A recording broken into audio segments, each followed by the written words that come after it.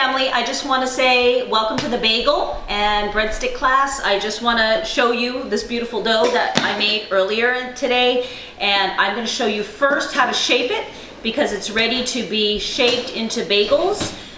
But then after, I will show you how to put the dough together. Okay, so we're going to do it a little bit backwards. All right, so what I'm basically doing is cutting the dough into strips like so, and that will give you the chunks of pieces that you need for your bagel.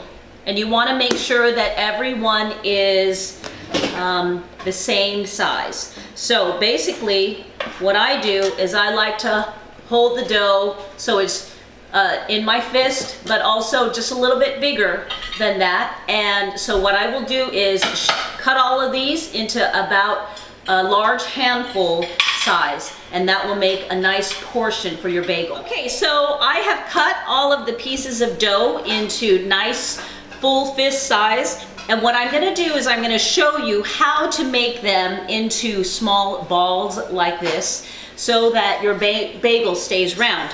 So basically what I want to show you is you're going to use the palm of your hand and you are going to push and pull towards you. So it's almost like you're making a circle towards your body, and you're going to hold the dough in your hand, and basically you're going to push out and pull forward. Push out and pull forward. Push out and pull forward, and you let the dough roll inside your palm like a little cage, and basically then you'll have your dough that is round. You got this. So watch my hand. My hand will push out and pull forward, push out and pull forward, and the dough is just basically rolling around on the inside of my palm like this. And there you have a small ball. So what I will do is I will form all of the rest of them and get back to you. So now what we're going to do is take one piece of your dough, and you're going to use your index finger and poke a hole in the middle. So basically you have a bagel that doesn't have a seam. So what I do is I roll it out, twirl it out to the size that I want, and basically you will form the bagel shape to the size that you want. I want to let you know that once you boil the bagel, it will expand, and that will be then the permanent size of what you have. So basically what I do is I will form it like this, and again, poke your finger in the middle and then twirl it out, and take, if it gets a little sticky, just dust your hand with a little bit of flour, and you're going to shape it and pull it at the same time. So then you have a beautiful bagel shape. All right, so I have all of the bagels shaped already, and what I'm going to show you to do is how to boil them, and this is really what it makes it become a New York style bagel. So basically what I have here is I have 4 to 6 cups of water. Depending upon the pan, you'll probably want to put more, but what you want to do is make sure that they float, and that is the main purpose of this. Also, in order to create the chewiness, I've added baking soda into the water, and that's what will help it to make that texture.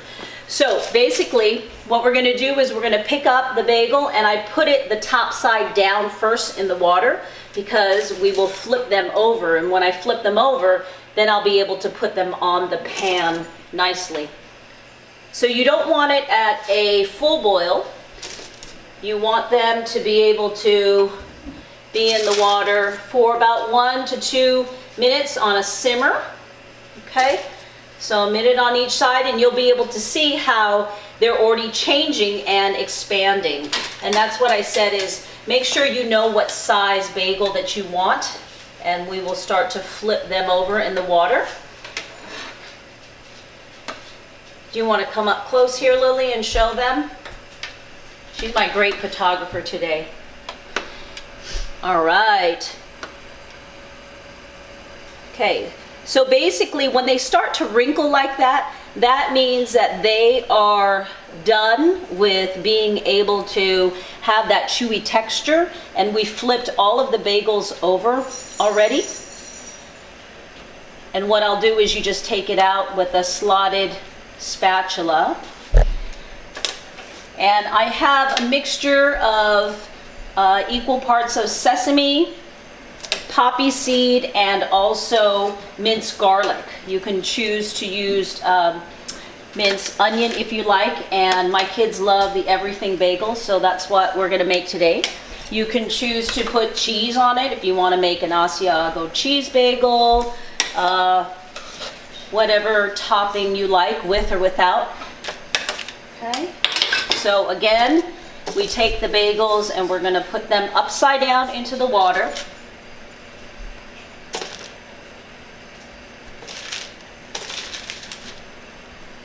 And I just want to say I've enjoyed being with you at Christmas, everybody. So really beautiful to see how family just comes together. And I wish that you could be here again today with me, but you're here with me in spirit. Alrighty. So we're gonna let those go for just a little bit. What I'm gonna do is then take the eggs that I have, and we're gonna just do a light brush of the egg on top of the bagel so that your toppings can stick to it. And what I love about bagels is that they freeze well. So make a big batch. I did a 1.5 time batch recipe, and so I can have, the kids can have it in the refrigerator, freezer, and take it out as they need it. They make great sandwiches if you like that. You can also make bagel chips if you like that. If you want to try and make bagel chips, then you'll just take your bagels and slice them the thickness that you like and toss them with a little bit of olive oil, a little salt, and you will have, toast them like at about 350. Watch them because they'll burn easy if they're thin. And then you can make your own bagel chips. You want to put garlic salt or onion salt on it. That's good. Okay, so here's the equal mixture of the topping. And what I'm going to do is we're just going to smother this with beautiful poppy seed and sesame and minced garlic. Keep going, keep going.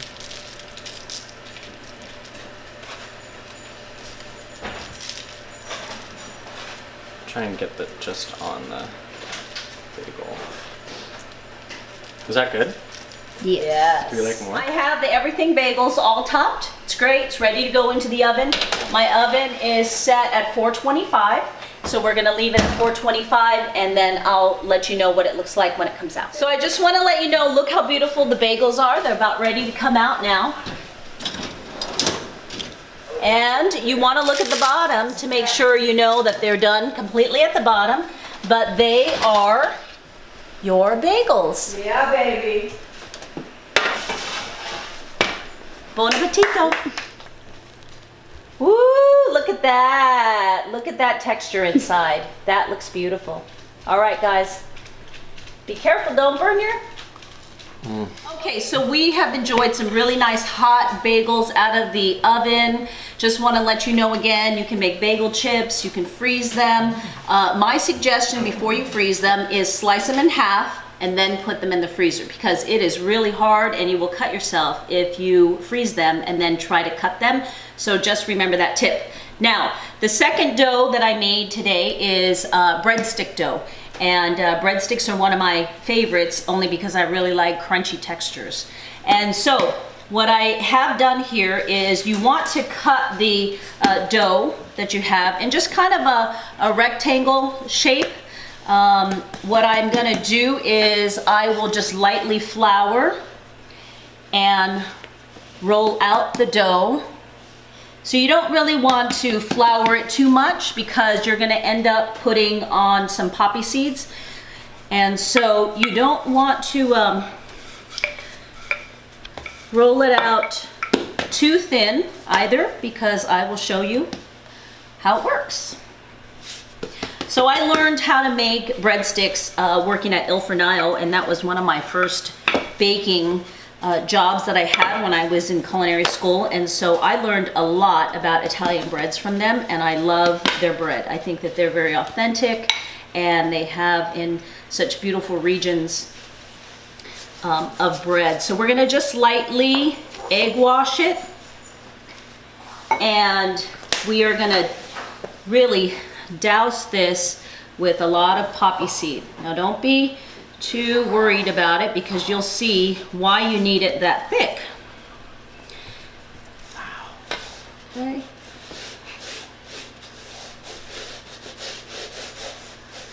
All right, now we're gonna flip it over to the other side.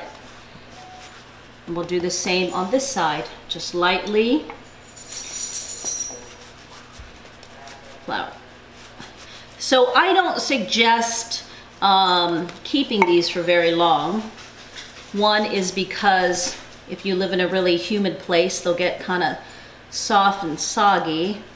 And I don't recommend freezing them. So this is kind of a labor of love, where you're gonna have to make them and eat them probably by the weekend. But we can do that here in our family for sure. Can't we, family? All right, so I don't worry too much about all the other poppy seeds that are around it, because you'll see how it works. So you take a bread cutter, and I always suggest buying one of these. They're very helpful, and they make a good clean cut. So what we're gonna do is just cut these in about 1/2 inch strips. Okay. All right, and I will show you how you're gonna make them. So we're gonna finish cutting that and pulling them later. But basically what you do with the breadstick is you're gonna take it and you're gonna pull it and turn it at the same time. Okay, you pull it and you turn it, and it is so easy that we are just gonna lay them down here, and you'll find that they become very natural. So you're gonna pull and you're gonna turn at the same time. You can pull it and pat it down on the sheet tray if you want. Okay, that's gonna get a little bit thin there, but pull it, bang it down on the sheet tray, okay? And while that seems like, gosh, it takes sure a lot of time for these, they do add up to a lot. They're nice when you have hors d'oeuvres and, you know, people who just want to nosh and have some like really beautiful dips and cured meats. Okay. And then from there, we're just going to go ahead and put them into the oven.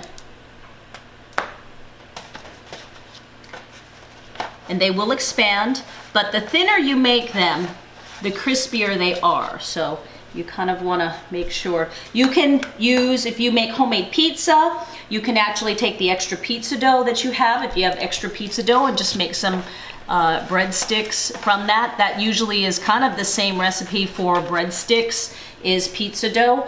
And what I do is when we make homemade pizza at home, what I love doing is buying a truffle powder that you can have, and just lightly roll out your pizza dough and put some truffle powder and olive oil and salt, and go ahead and put that in the oven. It's a nice flatbread. Okay, and there you have it. Just want to show you how to shape your breadsticks. Okay, so the breadsticks have been in the oven for quite a long time, and the temperature is at 350. The reason why you need it that low is so that they toast inside, and that the core inside the breadstick is dry enough. So I just want to let you know, you may have to take a few out at a time because obviously if your oven does not have bake evenly, then you'll get some different hot spots. Also, you'll see that if the breadstick is thin in one area but then thicker in another area, you're just gonna have to watch. So that's just something when you pull the dough long, you want to make sure that you can make it as even as possible. But these are beautiful. They are natural looking, and I know that they're super tasty. So these breadsticks are about done, about halfway through. This is the second pan that we have, and you can see that these are long, they're even, and so I just turn them just to make sure that they get to be toasted on all sides. Okay? And then it'll just go back in the oven. Now this one is going to be done soon, so just keep an eye on it. They are well worth the time. No, it's ready.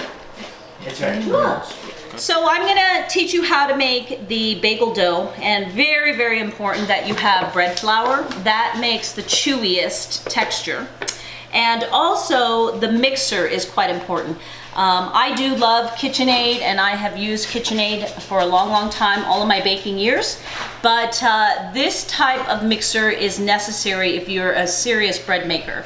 The other handheld mixers and other smaller type bowl mixers don't exactly do well. The motor isn't strong enough. So we've been blessed by having this wonderful mixer here. And so what I have already in here is the 3.5 cups flour, and I have my 2 teaspoons of dry yeast. I also have my salt, which is very important. And what I did this time was you want to split up the sugar in the recipe. It doesn't exactly tell you that, but I want you to do that because what it is that sugar and yeast, they love feeding off of each other. So this is actually kind of the litmus test to let you know if your yeast is active or not. So when you put a little bit of the yeast in, and basically what I did was, this recipe calls for 1.5 tablespoons. I put the 1/2 tablespoon inside here with the yeast, and now I'm just gonna mix it with the water. Now water, kind of important when they say use water with your dough or inside your yeast. You want to make sure that you're adding room temperature or warm to the touch water, and that what that does is that really activates the yeast. If you really kind of want to kickstart it, just make sure that you're adding warmer water, not hot to the touch, but that it's warm and like your body temperature. And so basically what I have done is you could see how the bubbles are already forming on top, and that means that the yeast is active. When it isn't forming on top and you've added a little bit of the sugar in there, it will be not as bubbly, and you might want to just go ahead and buy some new. So we're gonna leave this mixing. The next ingredient I want to put in is salt. Salt is highly important in bread, and so basically with the salt, it will make the yeast stop being active once everything kind of mixes together. You need the yeast will feed off the sugar, and the salt will help kind of retard the yeast from being overactive. So they're both required inside the dough. The dough is pretty basic. It is bread flour, salt, sugar, and water. And really it is all a matter of how you put the dough together. You want the dough to be kind of like when you hold the dough in your hand, it's almost like you have a clammy hand. It kind of feels moist, but it's not sticky, super sticky. So basically what I'm gonna do is, now that my yeast, I know it's active, I'm gonna go ahead and pour it in. Whoopsie. Let's pour it in. And I have some extra water on the side here. I'm gonna turn it down because what happens is the flour starts to kick up and then you're gonna get flour all over the kitchen. So, you can see on the inside here that the dough is kind of coming together, and so I am pouring in the water from the side little by little, and I will watch that the dough hook is picking up all of the dry ingredients down below. And once it just starts to do that, then I will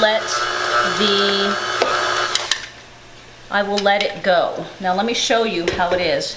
So right here, it's kind of a little bit dry at the bottom and it's clammy feeling, so this should be a good amount of dough.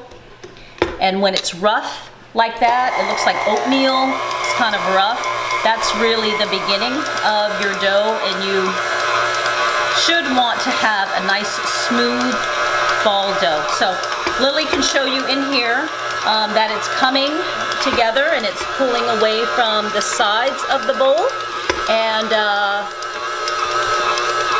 that is what you want. So we can increase the speed a little bit, and we're gonna let this go for 3 to 4 minutes. Now, I will be emailing you the recipes for the bagels, also the recipes for the breadsticks. And for the breadsticks, it's basically the same way that which you handle the bagels. You want to make it just a little bit stickier, and it'll be tacky like this if you have your breadstick.